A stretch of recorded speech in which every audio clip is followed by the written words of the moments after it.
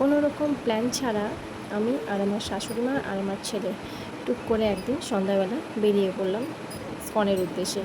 তো আগেরও কোনো রকম প্ল্যান ছিল না, তো ভাবলাম একটু চলো ঘুরে আসি। তো হ্যালো এভরিওয়ান, সবাই কেমন আছো? আশা করি সবাই খুব ভালো আছো। আমার ছোট্ট একটা মিনি ব্লগে তোমাদের আবারও ওয়েলকাম। তোমাদের সাথে কথা বলতে বলতে দেখো টোটোতে উঠে আবার পৌঁছেও গেলাম। হ্যাঁ, খুব একটা দূর না, খুব কাছেই মন্দিরটা, খুবই কাছে। টোটো দিয়ে প্রায় 15-20 মিনিটের মতন লাগে যেতে।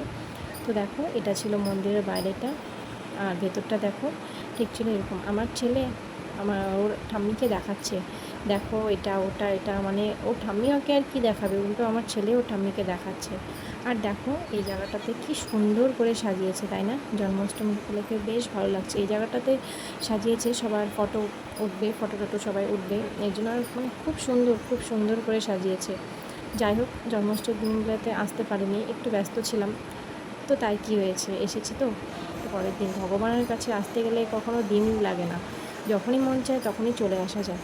তারপরে দেখো ভিতরে চলে গেলাম, আর ভিতরটা এত সুন্দরভাবে সাজিয়েছে, এত সুন্দরভাবে সাজিয়েছে, তোমরা নিজেরাই দেখো আর একটু কীর্তনও শুনে নাও।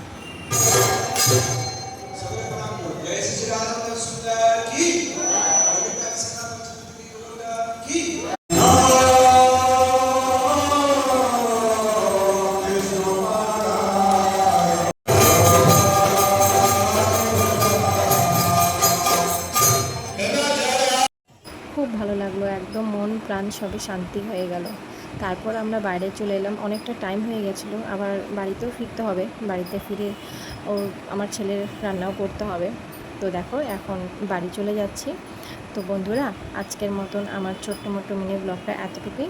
সবার যদি ভালো লেগে থাকে একটু লাইক কমেন্ট শেয়ার করে দিও, পাশে থেকে। টাটা।